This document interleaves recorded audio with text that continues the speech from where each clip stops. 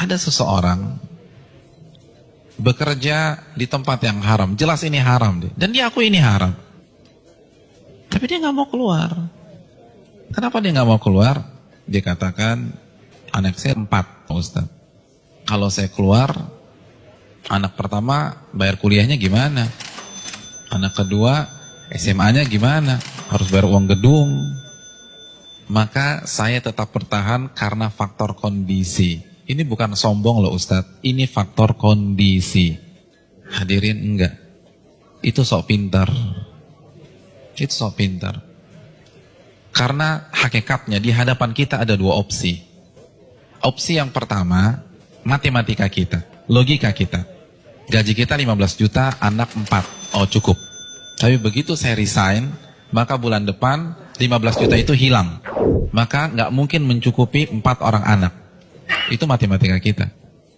Tapi itu bukan satu-satunya opsi. Opsi yang kedua, Allah berfirman dalam surat At-Talaq ayat 2. Barang siapa yang bertakwa kepada Allah, maka Allah akan berikan solusi. Dan Allah akan berikan rizki dari arah yang tidak ia duga-duga. Namun karena kita merasa paling pintar, kita pilih opsi yang pertama. Karena kita lebih yakin dengan matematika kita daripada janji Allah Subhanahu wa Ta'ala. Bukankah itu sok pintar di hadapan Allah dan merasa cerdas di hadapan Allah Subhanahu wa Ta'ala? Inti dari semua kedurhakan itu merasa pintar, bukan kondisi. Merasa diri besar, merasa diri kuat menahan adab Allah pada hari kiamat. Rekan-rekan yang dirahmati oleh Allah Subhanahu wa Ta'ala, ini masalah dari dulu. Karena iblis itu menggunakan teori ini. Kenapa iblis divonis kafir? Kenapa iblis divonis kekal di neraka? Karena ketika dia disuruh sujud, dia katakan apa? Enggak, ana khairun minhu, aku lebih baik daripada Adam. Engkau ciptakan aku dari api dan engkau ciptakan dia dari tanah. Saya ingin tanya, yang diserang dengan statement ini itu siapa rekan-rekan sekalian? Yang dibodoh-bodohi itu siapa? Allah, bukan Adam. Apa maksudnya? Ulama mengatakan maksudnya, ya Allah, engkau perintahkan aku sujud kepada Adam, sedangkan dia dari tanah dan aku dari api. Ini perintah yang tidak masuk akal. Gitulah. Ini perintah yang bodoh. Kalau bahasa Arab, ini nggak worth it banget nih Allah, gitu loh. Makanya kan Allah langsung habisi dia. Aba wastakbara wa kana minal kafirin. Ini bukan hanya semata-mata sujud, hadirin. Ini lebih besar dari itu. Nah begitu juga dengan orang yang banyak maksiat sekarang. Ya nggak mungkin lah ada orang mengatakan ngaku muslim gue lebih pintar dari Allah. Enggak lah. Tapi dengan cara dia membantah ayat Allah, menolak hadis Nabi, itu kan rasa pintar.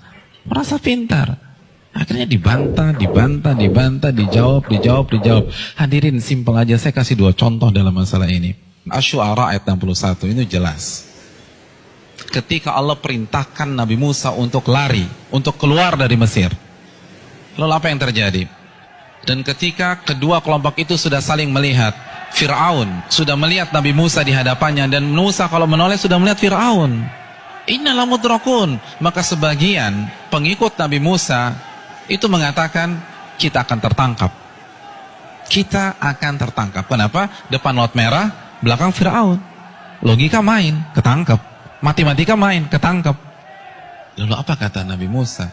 Qala kalla, bukan begitu. Inna ma'iya rabbi sayahdin. Sesungguhnya Allah bersamaku dan Allah akan memberikan petunjuk.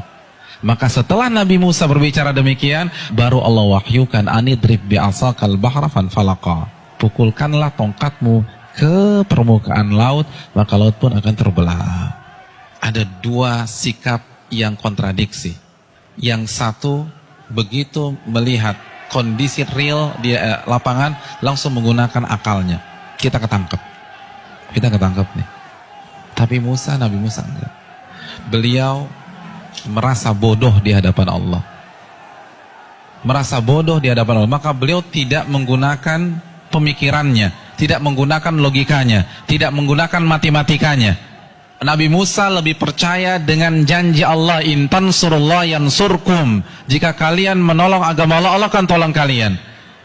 Orang nggak akan bisa seperti ini kalau dia nggak merasa bodoh di hadapan Allah.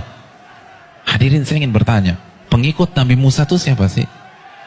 Bani Israel. Bani Israel itu bodoh atau pintar? Pintar. Dan Nabi Musa adalah anak bangsa Bani Israel yang tercerdas pada saat itu. Yang satu merasa bodoh, yang satu merasa pintar. Dan yang benar adalah yang merasa bodoh di hadapan Allah. Ternyata seluruh analisa, prediksi yang diucapkan oleh seluruh orang-orang yang mengatakan kita akan ketangkap salah semua. Bukankah itu pelajaran bagi kita? Bukan berarti kita nggak boleh menggunakan akal sehat, enggak. Tapi kalau sudah berhadapan dengan perintah yang jelas, larangan yang jelas, merasa bodohlah di hadapan Allah. Jangan kritik, nggak mungkin Ustaz. Ini nggak make sense nih Ustaz. Ini nggak dapat hitung-hitungannya. Tuh Anda baru lagi merasa pintar. Emangnya Allah nggak bisa mengkayakan Anda dari jalan-jalan yang Anda nggak duga? Contoh yang terakhir, jelas-jelas surat As-Saffat ayat 102. Perintah jelas. Allah perintahkan Nabi Ibrahim untuk menyembelih putranya. Lalu Nabi Ibrahim lakukan hal tersebut. Kita sudah bahas. Hadirin yang dirahmati oleh Allah Subhanahu wa taala. Nabi Ibrahim kenapa tetap menyembelih putranya? Karena merasa diri bodoh di hadapan Allah. Karena kalau pakai matematika dan logika, itu jelas sudah nggak boleh disembelih. Wong orang terbaik kok. Beliau akan komplain kalau beliau merasa pintar saja, beliau akan komplain kenapa anak saya disembelih. Saya kan manusia terbaik di sini. Harusnya kan anak saya sekolah di sekolah internasional, ya Allah, kenapa justru disembelih? Kan begitu logikanya. Tapi tidak. Beliau merasa diri bodoh sehingga lebih percaya terhadap perintah Allah daripada logikanya sendiri. Ada yang berani meragukan kecerdasan Ibrahim? Saya ingin tanya, etnis dan ras tercerdas di dunia itu siapa? Bani Israel. Bani Israel itu keturunan siapa? Nabi Ibrahim dari Ishak. Jadi ini bapaknya kecerdasan. Tapi ketika berhadapan dengan perintah yang tegas, larangan yang tegas, udah sami'na wa ta'na. Lalu kita yang gak cerdas-cerdas begini, berani debat Allah, berani mengatakan ini nggak benar, ini keliru, hitungan saya nggak dapat. Kalau begitu kita makan apa? Allahu Akbar.